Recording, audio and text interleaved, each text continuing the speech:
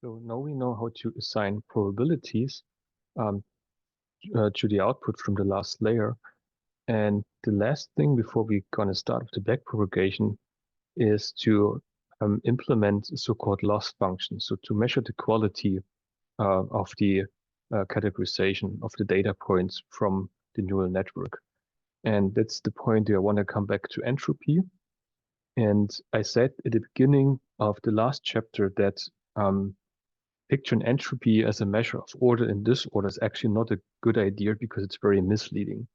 And the actual meaning of entropy is that it gives us the amount of information over a system, actually the lack of information we have from a system. And I want to illustrate this with an example. So just keep in mind that entropy is really a mathematically precise measure. It has a unit, so in bits, for example. And here's our equation again. And just to remind you, we have the probabilities for different states. And these states are called n, and these probabilities are called e. And there's also an ln for that. And of course, you can derive this equation. So it's not an arbitrary equation. And you can really derive this from some mathematical principles.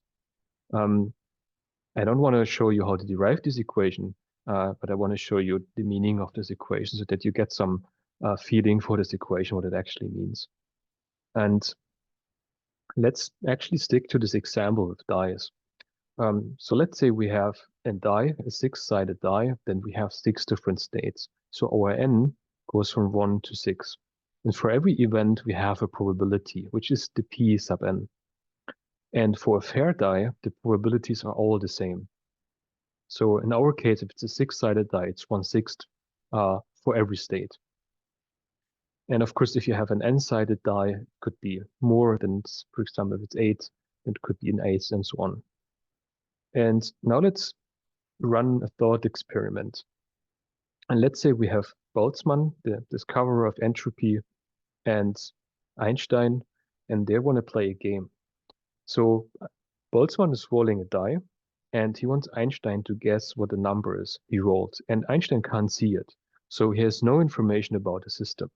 So Boltzmann is asking, so what is the number I rolled? And since Einstein doesn't have any prior knowledge about the system, he has no reason to believe there's a bias in the die. So he just says, okay, it's probably a fair die. And you can actually prove mathematically that's the right approach, that you have to assume it's a fair die if you don't have any prior knowledge, so there's no bias. And he says, okay, the probability for every event is a sixth. And he just puts this in the equation. So for every p sub n, the value is 1/6. And then you can calculate the entropy. He says, okay, I have no idea. I have no prior information. So it must be a fair die. And then we can calculate the entropy and has this particular value, roughly 1.8. And in order to understand this experiment, keep in mind that it's all about information. And in this case, Einstein doesn't have any information about the system. So he's just guessing it's a fair die, and here's the entropy.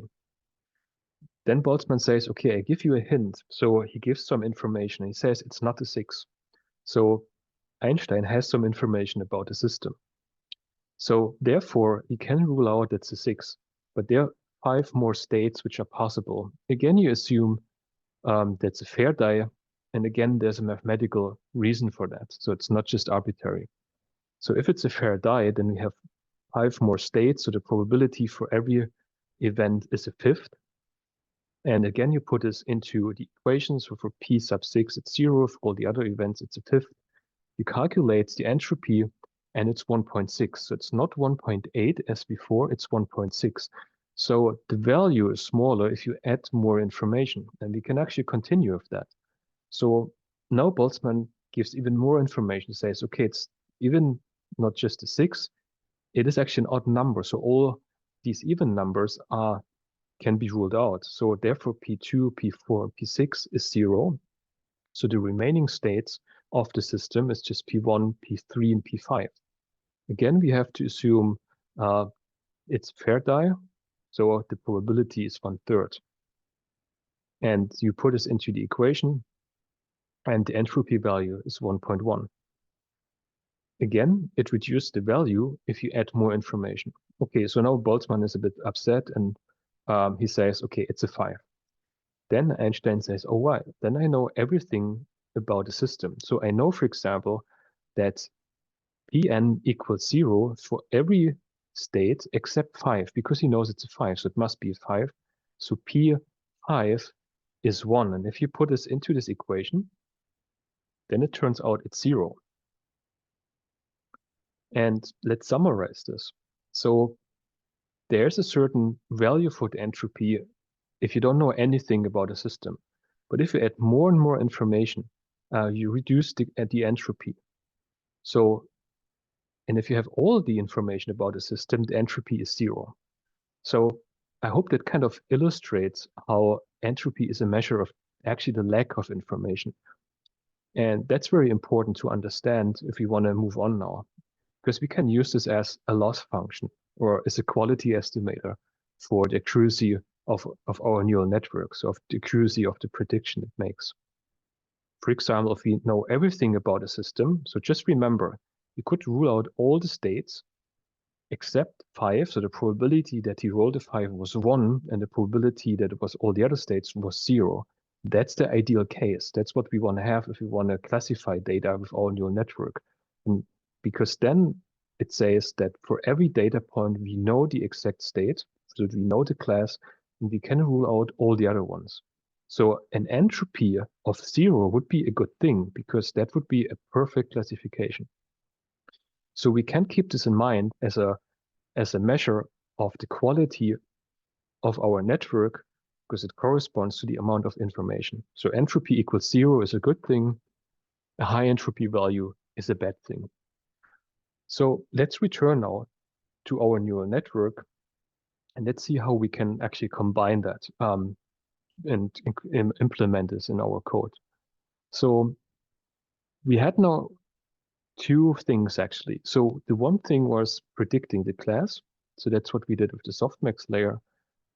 And the other thing was the entropy. So how sure is it about the prediction? So these are the two things we are interested in now. So how confident is this ANN about its decision? So like this, for example, versus this, it still has the same identified class correctly. So you would say the accuracy in both cases is the same, but the entropy is not the same. So on the left-hand side, the entropy is less than the entropy on the right-hand side. On the left-hand side, you're more sure and confident about the decision, whereas on the right-hand side, you're not. So on the left-hand side, you have low entropy. That's a good thing. On the right-hand side, you have high entropy. It's not a good thing. So, and we can really measure that. So this is good, and this is bad. So that's a quality estimator. And of course, we want to also measure how often that the ANN make the correct decision. So something like an accuracy. So that's good. And that's also good, even though the entropy is different in both cases. So we want to measure both to have an idea about how well our ANN predicts the classes. So let's go back to our softmax layer. So the softmax layer returns the probabilities. And we need to compare the actual probabilities, so the true class, with the predicted probabilities. So we don't want to calculate the actual entropy. We want to calculate something like cross entropy for each sample. So cross entropy is just a comparison of the true class to the predicted class. So you see that's the same structure of the equation. We still have the same equation. So we maintain the mathematical structure. So mathematically, it's the same thing. But we just replaced our PI with the true PI. And of course, for every data point, it's zeros for all classes except the one class, which is aqueous. But the predicted probabilities might be different, of course. So we're calculating the so-called cross entropy. And we can do this for every data point. And from this, we can calculate something like a mean over all data points. And that's something like the total loss. And that's very helpful for categorization, right? That we have the mean of the cross entropy that gives us a quality of the network. And for regression, we might use something else, like a fitting value, RMSE, or something like sum of the squared errors and the mean of that, or something like that. So there are different ways how to calculate a loss depending on the actual loss function. So it doesn't have to be an entropy. It can be RMSE or something else. And that's the reason why I want to keep this loss as an independent class, to say, and we want to call the calculation for the loss externally from another class, because we want to be flexible with that. And it might be that we want to have a regression network, or we want to have a categorization network. In fact, if you actually work with these tools in MATLAB or Python, you can always remove the last layer, and then you can turn a classification network into a regression network. So for example, you can use a CNN also as a regression network. I just want to give you an example. You probably remember those reCAPTCHA checks where you have an image and it's turned upside down, and you have to turn it the right way. So that means you have to understand what the angle is, in which direction you have to turn it, and what the actual number is. So how far do you have to turn this in a particular direction? So you need, first of all, a CNN to recognize, okay, that's an image. And then you have to solve the problem to turn it in the right way. So that's actually a regression problem. And that's how you can actually do this. You just take a CNN and remove the last layer. So you just have a pure regression network, and you just train it with the correct angle you have to turn it.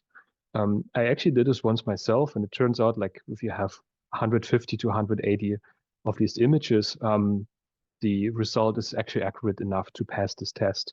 So the accuracy was less than 1 degree, and it's not so sensitive. So that would be one example where we want to keep the loss as an independent class and want to call it later in another class. So we want to keep this in mind, that we are going to be more flexible. So we want to therefore set up our class that calculates the loss.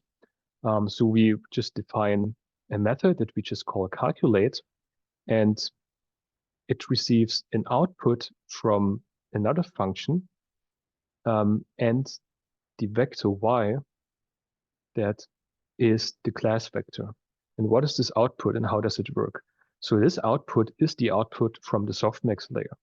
So these are the probabilities. And since we want to call class loss in another function, in another class, we will have a forward part there where we compare the output from the softmax layer to the actual class. And we will turn this into a quantity that we call sample losses. So even though there's no forward method defined in a loss function, since we call it in another class where there will be a forward function, from the syntax, it still makes sense because we want to call it another class, and I will show you later how that actually works. And whatever the way is, how we calculate the loss internally in this function, then we just calculate the mean, and we will have something like the total loss, which we want to call the data loss. So this is one thing that we want to do, and then we can calculate the cross entropy term. So first of all, we have to calculate or have to set up the class that calculates the loss, and therefore we should move on to our user interface. And we also want to open a new chapter and also a new folder. So that's chapter number 5 now, and we call it just loss and entropy. So we want to move to this folder and navigate to the folder also in Spider.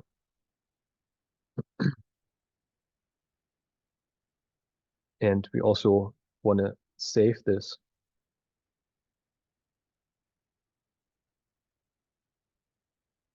in loss and entropy. And we also want to save this in loss and entropy. So we have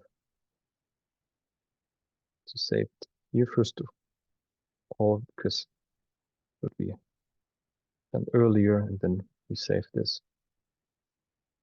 in loss and entropy. All right. So just to make sure that we have all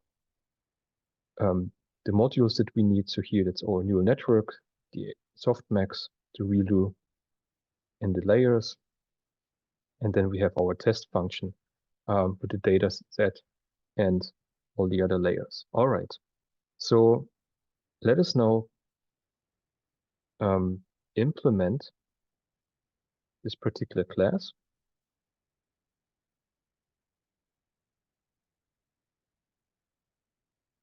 And we want to call this class loss.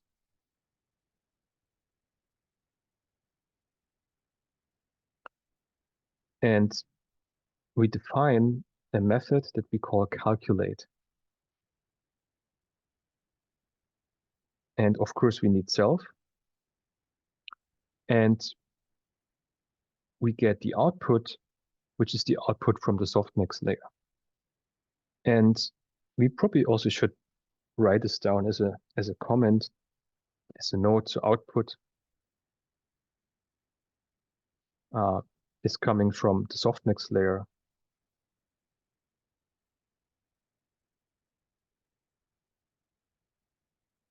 And y is the actual vector of the date or the classes.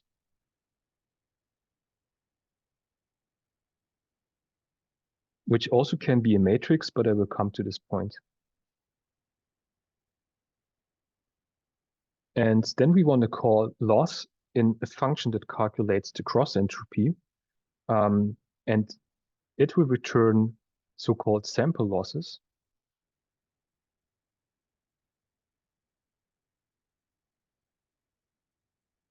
And it will have a forward method. There we have the output as an input, the output from the softmax layer, and of course, our class vector matrix. If that looks a bit weird to you, so if you don't really understand why you have to do this now, I will show you later if we add the other class and if we call loss in the other class, you will actually see that this part really makes sense. So actually, in this case, we have to think one step ahead, but I'm going to show you then later. And then we want to calculate the data loss, so not from every sample, but really from the entire data set. So we just call it data loss. And well, we just can calculate the mean of all the sample losses.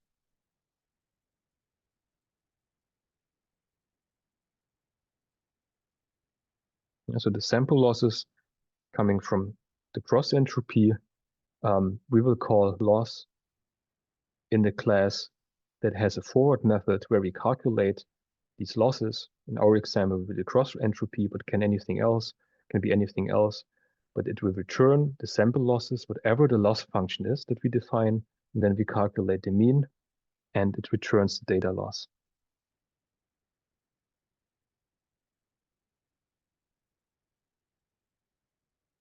So just think about this here as a subroutine of a routine we're going to write later. So again, I would like to repeat this.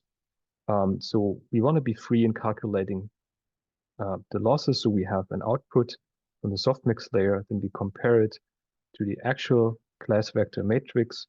We will call loss in another class that has a forward method which performs the calculation. And whatever this calculation is, it will return the data loss by the sample loss, and then we calculate the data loss by just calculating the mean. Okay, so then of course return has to be inside a function, and here we go. All right, so that is our loss now, and let's return to our PowerPoint and see how we continue now. So in our case, our loss is the cross entropy. So we want to calculate the cross entropy. So if you look at this equation, we're going to use NP log because we need the ln. And of course, we will run into numerical issues. So for example, if we have p equals 0, then of course that will give you a minus infinity. And p equals 1 also you will run into problems. So if we just would do that, we will run into numerical problems. And the idea is that we kind of flip these probabilities because we know they're not 100% accurate because there's a limited numerical accuracy. And that's where you want to clip them at a kind of arbitrary value to 10 to the power of -7, and that's our accuracy. But as I said, it's inaccurate anyways to a certain extent, and we just avoid running into problems and creating NANs. So that's one thing we have to be aware of. And now we have to think about the actual class vector, class matrix, because I mentioned already we could encode these classes in actually 2 different ways at least. So the one is pretty common. It's called one hot. So for every observation, you have a class. And if this is true, it shows a 1. If it's not true, it shows a 0. Yeah? So for example, if the first observations belong to the class 0, then for the 0th column, it's 1. And for all the other columns, it's 0. So this is class 0, class 0, class 2, class 1, because we have to take into account how we count in Python so that we start at 0. So the index starts at 0. In our case, we have a sparse vector because it's just one vector. And so again, it's 1, 1, 3, or 2. Or also, if you just take Python into account, it's 0, 0, 2, 1. So that really depends, right? If you get such a vector and the first class is not 0, it's 1, just reduce it by 1 because then it automatically fits the way how you count in Python. But the point is we have these 2 different representations of the class. It could be a one hot matrix or a sparse vector. So what we will get then as an output anyways is this here. It's actually a matrix. So we will get the predicted probabilities from our softmax layer. And for every sample, we will have the probabilities for each class. And I'm highlighting the maximum values here. So again, that's every row corresponds to a separate observation, to a separate data point, and every column corresponds to a different class. So our matrix, the output from the softmax layer looks like this. And we also know, of course, how many samples we have. And that's what we need for calculating the mean. And in our case, we have the true classes, which is a sparse vector. So how do we take this into account now? So if it's, for example, a sparse vector, we can actually determine the length of the shape, like in our case. If it's 1, then we only have a vector. We have to be careful with that because in our case, it's a 600 times nothing. So that actually makes sense. But if it's 600 times 1, the length of this is actually not 1, it's actually 2. So you have to be careful with the state vector here. And I will also show you this when we write down the code. So that's a point that we really have to make sure that all has the correct format. So we're not checking whether it's sparse or one hot. And what we are going to do now is that we are get the correct confidence and how does it work. So first of all, we look at the predicted values and we're gonna clip them as we said. And then we have range ensemble. So that gives the range of the number of ensembles. Let's say if we have 300 or 600, it goes from 0 to 599. And then we have our vector y true. So this is a matrix here. from our prediction, and we clip it. And then if we have all those rows and this particular column, so this is the coordinate for the column, if this corresponds to the particular state or to the particular class, then we automatically select this actually. So just think about it. So if this, for example, is 1, then we are here, but we're counting with Python, so that's actually 0. So the index would be 0, 0. These are the first states. So this is state 1, this is state 1, but it will have the index 0 in Python. So we extract those here, because that serves now as an index. If that's number 3 in Python, we say that's 2. So that's here. That's index number 2. So it's the third entry is index number 2. And the second entry is actually index number 1. So this is the indexing. So you can actually index your matrix with the predictions by just using this vector of the true classes. And the only thing you have to be careful with is how you count in Python, right? Again, that's the first entry here, but actually has the index 0. It's the third entry, but actually has the index 2 in Python. And that's the second entry, which has the index 1 in Python. So we need to keep this into in mind and actually take this into account. So that's the case when we have a sparse vector. So we can use this vector for indexing our predicted probabilities. So what happens if we have a 1 hot? Well, there's also a simple solution to that. So again, we have to be careful now. So we assume it really has a shape where the length is 2. So it has 2 coordinates, rows and columns. And then we do the following. Again, we have our predicted probabilities and we clip them. And then we multiply them now with the matrix of the true values. And what happens then is you either multiply this with 1. So then you have the actual probability from this class, or you multiply this with 0, so it doesn't matter anyways, and then just sum it up. So then you have the vector with all the probabilities here, and you sum over the columns, of course, so you just sum over the different columns, but for every row. So again, you just multiply this matrix with this matrix. So what will be left is only those values that you multiply with 1. Those values you multiply with 0 will be gone. And then you just multiply this, and then you have the probabilities, the predicted probabilities from these classes. So then we have only 0s and 1s, and then we have our prediction, so to say. And now we only need to set this up in the class. And we want to call this loss categorical cross entropy. And we want to call the loss function here.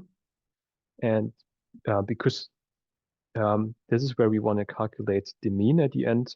But we need to call this in the loss category cross entropy class, because that has the forward method now where we really want to compare it to prediction from the true probabilities. So that's where we call the loss. Okay, so how does it work? So we have the predicted probabilities from the softmax. Then we have the true probability, so the true y vector. Then of course we have to determine how many samples we have. We have to clip those values first of all, and then we just check for the orientation of those vectors or matrices that encodes the classes, and then we can calculate these. Then we can calculate the entropy, because now we have the probabilities, and then we take the log, and that's the entropy. So again, we have ln of the confidences, and we multiply this with the true class, and we actually did this here already because it's either 1 or it's 0, so that's what we did here. And I'm going to show you this, of course.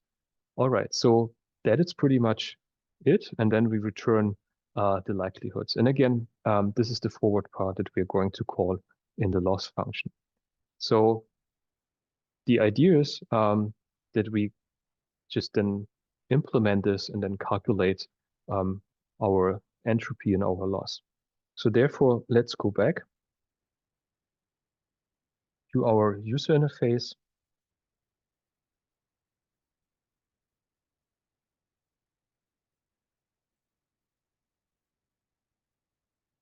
And let's implement those classes.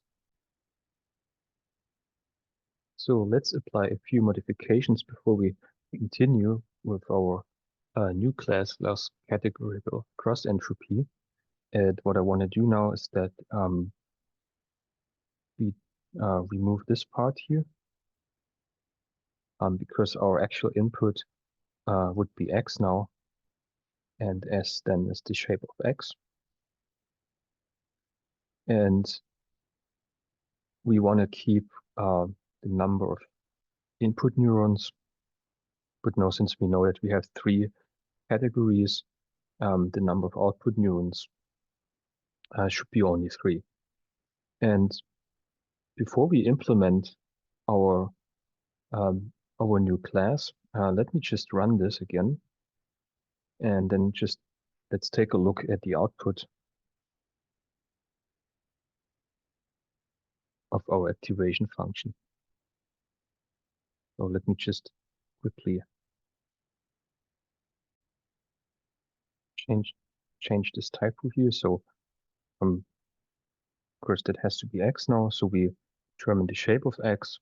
We need this for our input layer, and then of course we feed this into our forward layer, into our first layer to the forward method, and then we just create our output. So let's run the code, and then we have our output here. So the shape of the output is now 600 times 3 because we have 600 data points, and we have a probability for every class or category. And we also want to take a look at this. So if we just take a look at out, so just remember these are all probabilities. And since we have generated random numbers, they're uniform distributed random numbers. So that's all around 0.33 something. And again, these are not real probabilities because the network doesn't learn yet, so it's not able to learn. But we want to understand the structure first of all. And so that's the output now. So again, I have x as an input, and I have x as an input here as well. And now we want to create our next class. So I just go back to our package, and then we add a new class.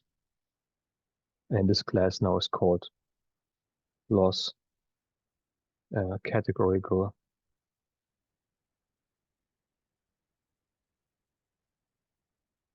cross entropy.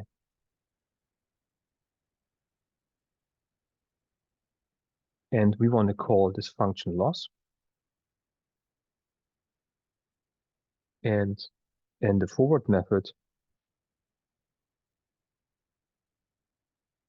we need, of course, self again. And now we need to call the predicted probabilities.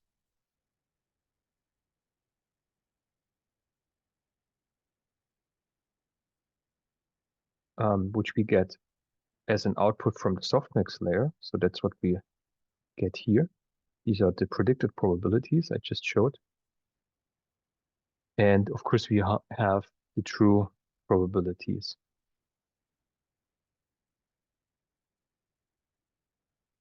And we also need to know the size of the samples.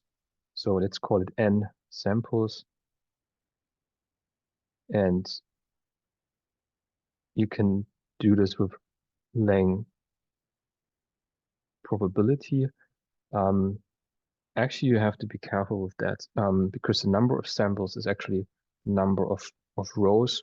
So what we could do instead is the following, so that we just again determine the shape.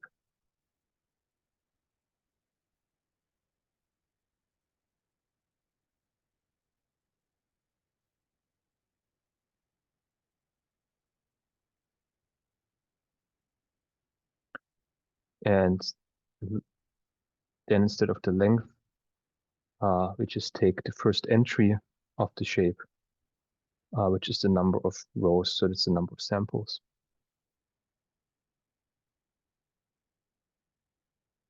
All right, and now we want to take these probabilities and want to clip them. So we call them y predicted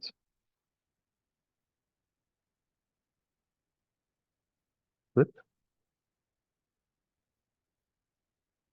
because we want to pass it on to the logarithm, because we want to calculate the cross entropy, and we don't want to run into numerical issues. So we just say np clip, and then we have the predicted probabilities, and we want to clip them. So as in the book from 10 to the power of -7 to 1 minus to the power of -7.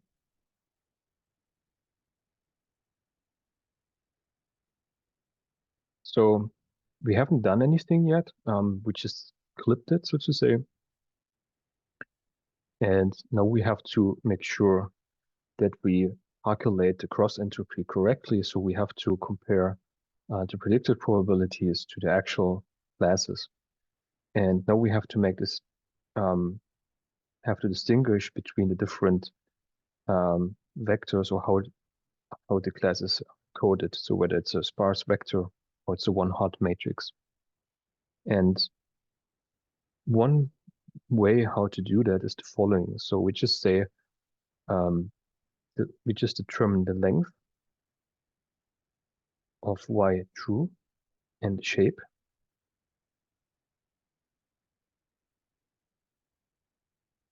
And if that is 1, then we have a sparse vector. And then we say the correct confidence is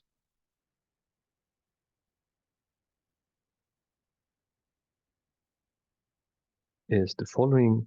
So we just take our clipped predictions, right? And then we just say range and samples.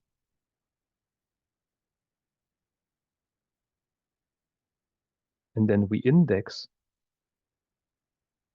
with our vector, with our class vector.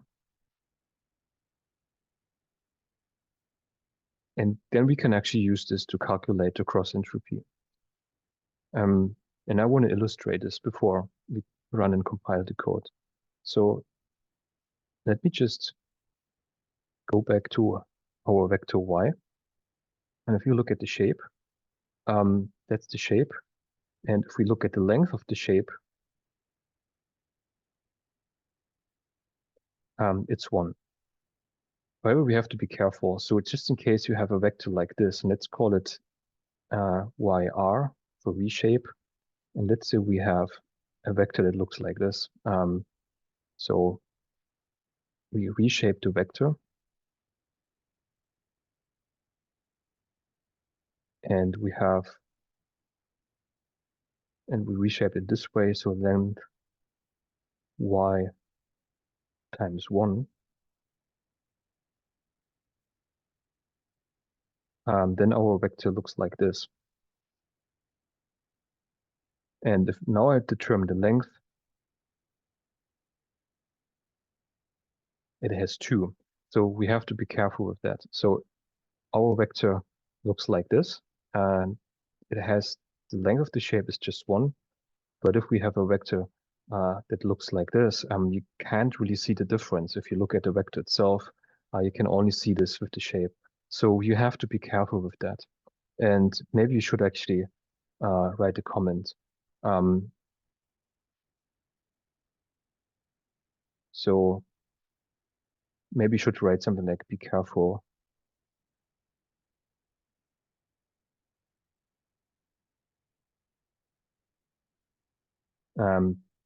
Let's write it like this, 600 times nothing.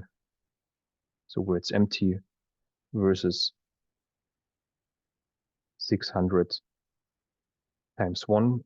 So I'm kind of emphasizing this problem because that actually doesn't play a role when you come from other programming languages. Then you don't have this difference that you have here in Python. So please be careful with that. However, we'll stick to that because it's also aligned with the textbook.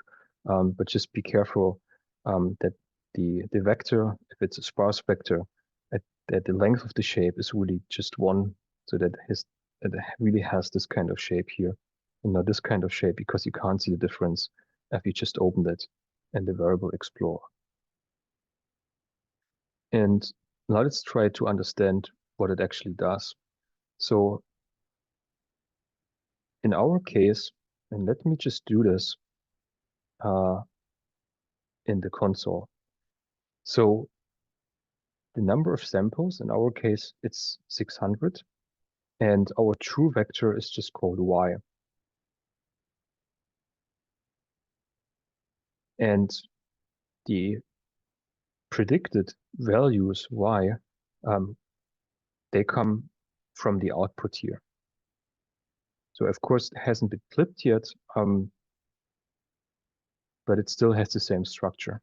So again, this part here, so this just comes from the softmix layer. That's the output from the softmix layer. Then we're going to clip that, so it's still the same data. And then we use this for indexing. And then we have the correct confidences. And let's just do that. And then we have this vector here. So let's compare this vector y, right, to the correct confidences, and also compare out. So we have out. This is our vector here, right? And then we use this as indexing. Now you can actually properly see that. So this is just indexing. So we index this, and therefore the first state, which is 0, extract those indices here. So if we just compare it to correct confidences, so if we just go back to this here and compare it to this, then you see how this actually works. So we have our y. This is our vector. So we're extracting essentially the first index, which has 0, so which corresponds to the class. And if you look at these numbers, those are the exact same numbers. And of course, that should actually change if you just go down where we have different classes. So we have, let's see, 243.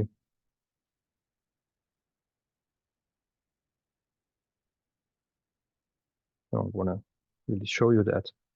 So that's 1, then we should extract this value.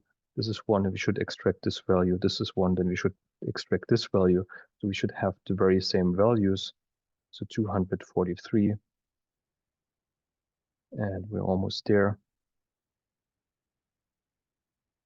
Okay, so, and let's take a look. So it works. So we use this vector for indexing. So then we have the actual probabilities, and then we have the predicted probabilities. And of course, in this case, we will see difference. So that's when we have a sparse vector, but we can also have our states one hot encoded. So that's another case. So we can use else if. And therefore, if this has the length, if the shape has the length 2, then we assume we have a one hot encoded vector. So what I did actually is I took the vector y and turned it into a one hot encoded vector. You can do this relatively simple. So I just wrote a small routine, and it turns y into a matrix, a one hot encoded matrix. And I just quickly want to show you that. So I called it y one hot. And so where it's only 1 for this particular class and it's 0 for all the other ones. And if you just scroll down, you see just does exactly this. So that's our one hot encoded matrix. So we also have to take this into account. And our routine would then actually check the shape of the one hot encoded vector. And it has the length 2, so we can actually apply that. So we calculate now the confidences. And now we have to do this in a slightly different way.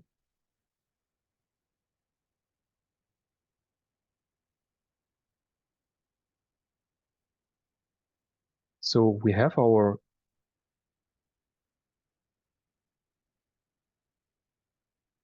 flipped probabilities now. So that's again this matrix here. And now we just multiply this. Or one hot encoded matrix. What will happen? So again, I want to show you our array. So that's the output from the softmax layer. And then we have the one hot encoded matrix. And if we just multiply this, so it's not a dot product, it's really an element-wise multiplication. What happens then?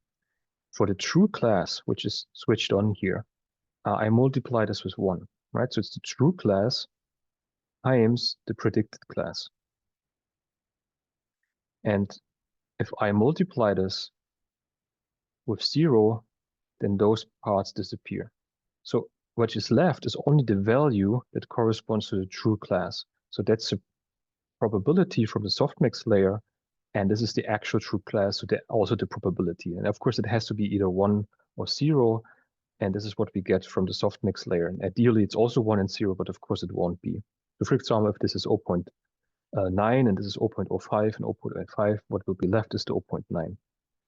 And even if this is not the maximum number, it will just filter out the value corresponding to the correct class. So that's the whole idea, actually. So we multiply this, and what is left is only this and this. And I also want to show this later. So we just multiply this, and then we just sum this. So I want to show this again. So we could just go down to the console. So this is just our matrix out. And now I just multiply this with our one hot version of our class vector. So again, we just want to take a look at this. So these are the correct confidences, right? And then we have our vector out, or matrix out, and then we have our one hot encoded vector or one hot encoded matrix. So here we are. So I multiplied this here on the output from the softmax layer, and I receive this. So it just filters out the correct values. So in a sense, it automatically does the cross entropy. And then of course we want to have a vector, so we just sum it up. So we just say NP sum.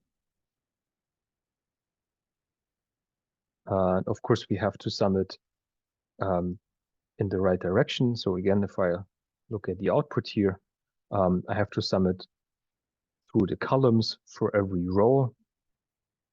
So I just say axis equals 1, which refers to the second coordinate. So it's the columns. So in both cases now, we have these vectors. So again, what we would do here now, we multiply these two matrices. Then we say MP sum.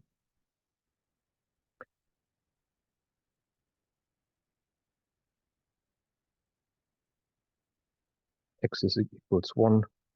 And then we have the correct confidences. Now we have this vector here. So in all cases, we're going to have this vector. And again, be careful with that. So then we have our confidences. And we just can calculate the cross entropy. So we just say minus NP log, and then we have the correct confidences.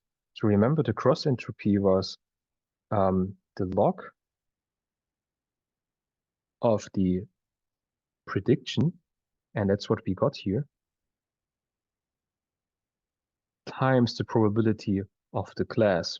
But since we filtered out the predictions for the correct class, we actually automatically do this because we either multiply this with 1 when it's the correct class or 0. So we kind of indirectly did it already by filtering out in this way. And that will give the log likelihoods. So first of all, it's the entropy, but it's also then negative log likelihoods, because it's a log from the probabilities.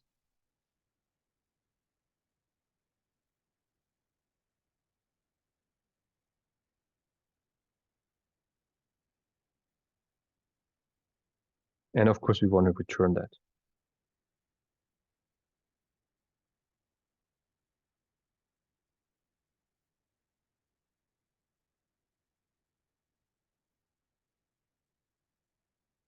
All right, so let's compile it.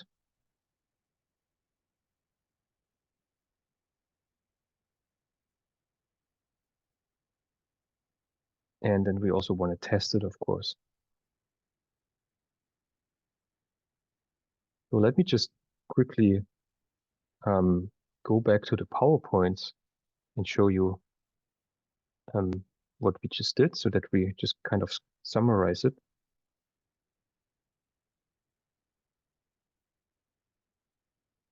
So we call our class loss, where we calculate the mean from all the losses. And we just read in our predicted probabilities from the softmax layer and compare it to the true probabilities. And how do we do that? So first of all, we have to take care of the shape and orientation of the class encoding. So either it's sparse, so it's just a vector, or it's a one-hot matrix. And then we just filter out the probabilities, the predicted probabilities from the softmax layer for the corresponding class. And then we just need to calculate the log, and then we have the entropy term.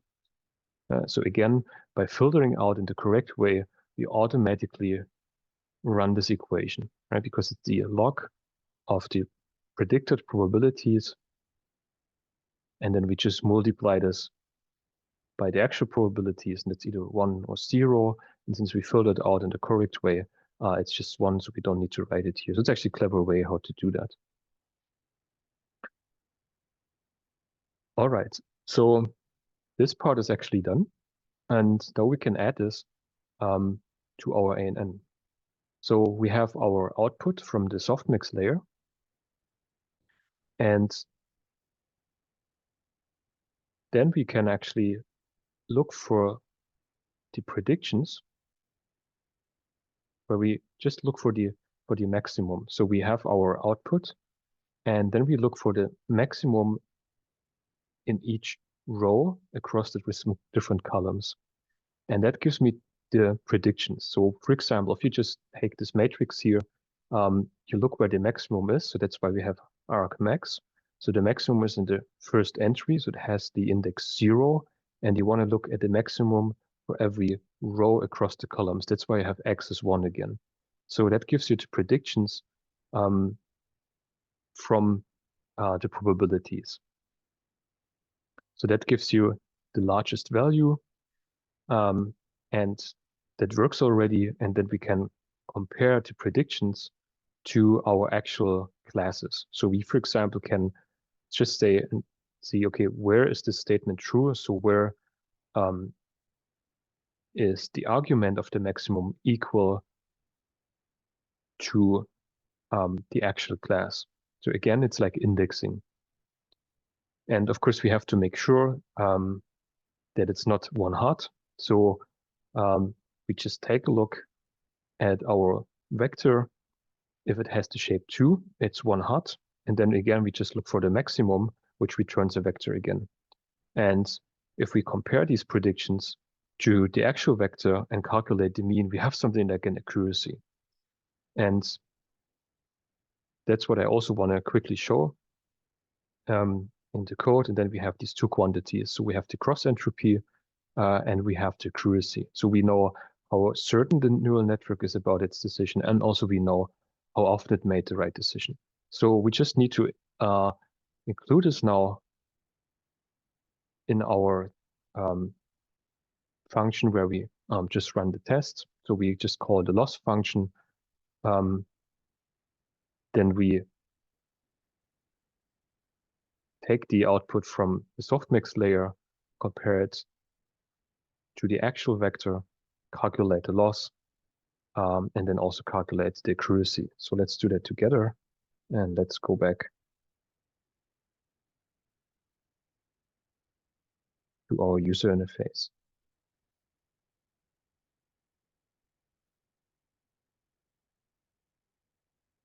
So we have our softmax layer here. And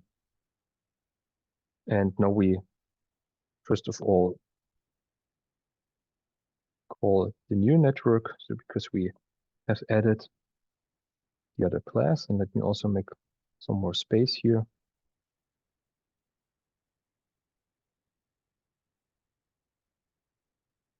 And we also want to make sure that it's been recognized. So if we just use the autocomplete, say loss, it should actually run and should be recognized by the autocomplete. So we create an instance we just call loss function.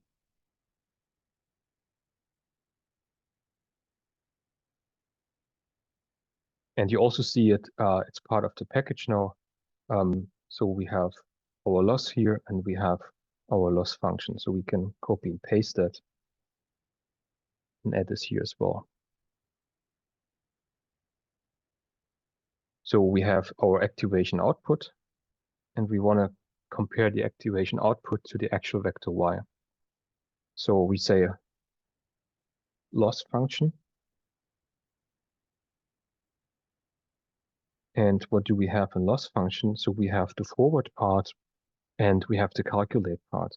So why do we have the calculate part? So let me just remember, I'll let you want to just remember how the structure actually works. So the calculate part comes from loss. So it's been inherited from loss because it's called by our loss function. So that's the reason why if we use the autocomplete, this method has been inherited. So that's what you can see here. And I hope when this part was confusing a few minutes ago that you now can see why it actually made sense that we did it in the first place. So we can now calculate our loss, and this calculate method calls the forward method, which is this part here, and just runs the entire procedure that we just discussed already. So we just say loss function calculate. You can just copy and paste that. So loss function calculate, and what do we need? So we need, again, we go back.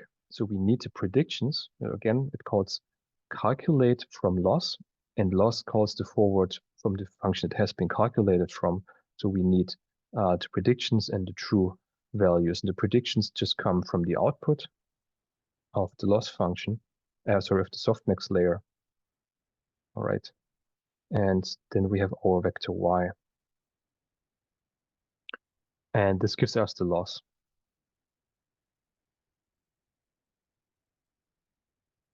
And of course, the loss will be large. So let's run this, test run this. So we're just calling all different layers that we have so far. Then we run this part again. And now we also run this part here. And now we have the loss. And according to our calculation, it should be just a number. And that's our loss. So that's the average loss, so to say. And remember, it's a cross entropy. And it's 1/3. if it's unbiased because it hasn't learned anything. So we can actually take a look and at a log. So it's 1/3, so 0.33 or something.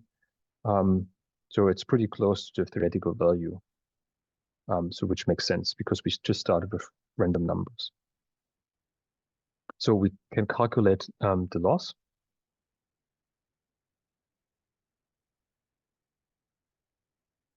And it returns the log here. So it fully makes sense. So there's one thing I just want to test. So it should return the same number. So again, let's run it. Independently, if I use the sparse vector or the one-hot version of y, because that's what we implemented in the first place. So let's do that. And let's see what we get now, whether we get the same number. And of course, it's the same number, so it has worked. So again, if you don't believe me, let's run it again. And it's the same number. So, but again, it would not work with our YR. Again, why does it not work? Because of the shape. So let's actually do that as well, just to prove the point. Because now it thinks it has a matrix, and you will get just even actually not a real error message. You would just get a warning, which is actually worse because then you think, okay, it's a warning. We know we work with logs and those things, so it's probably not a big deal, but it actually is. So that's the warning. So always make sure the shapes make sense.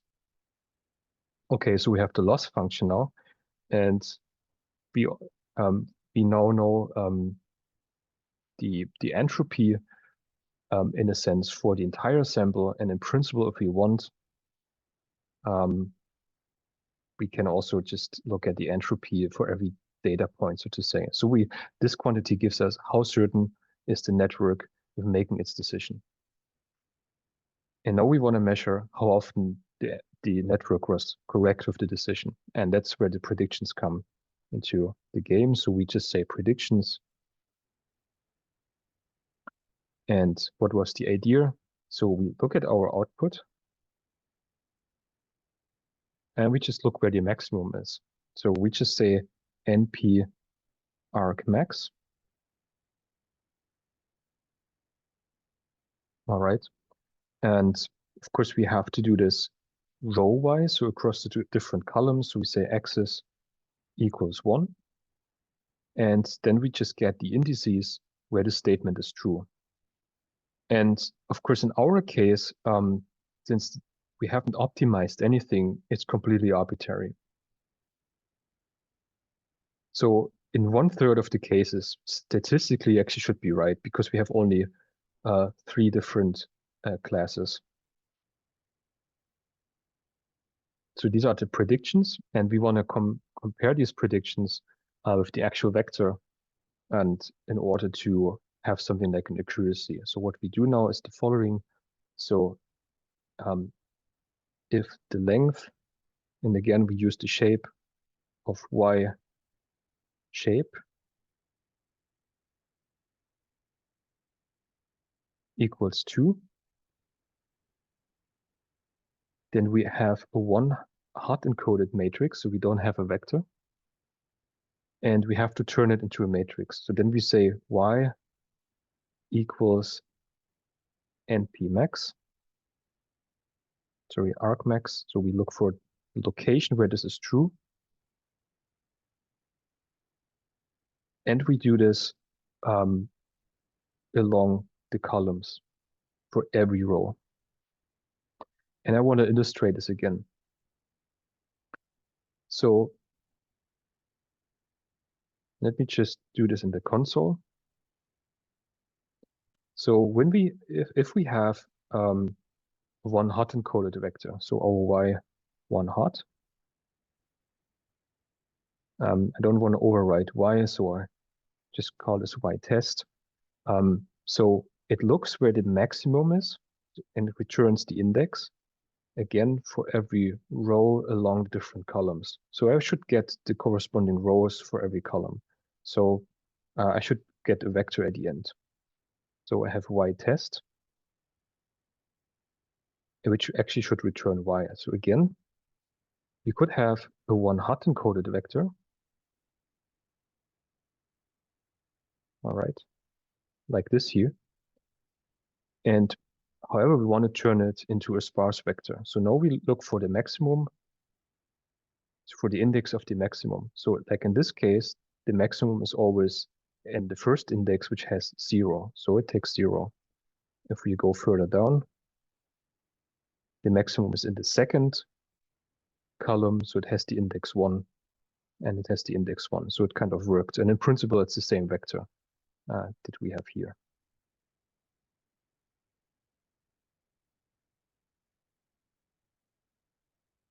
All right, so we can just determine the accuracy now.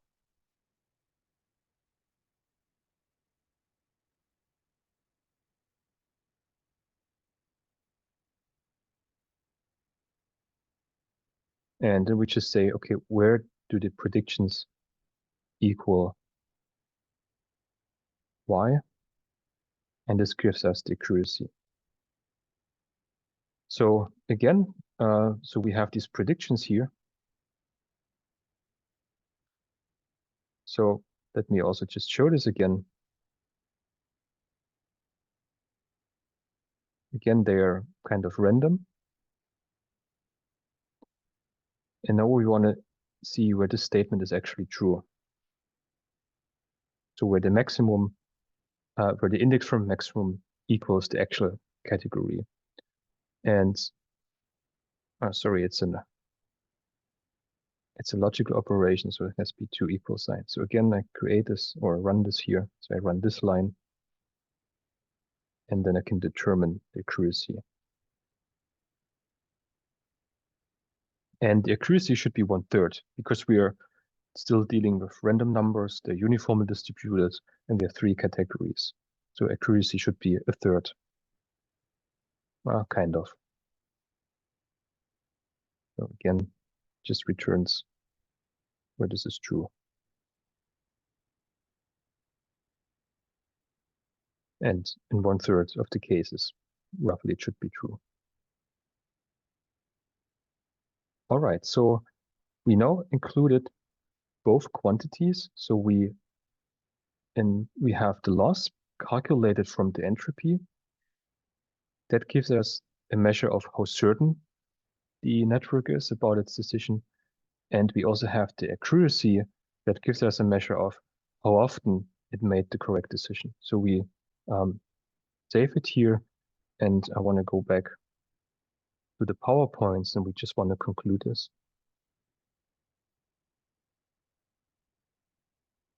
All right, so we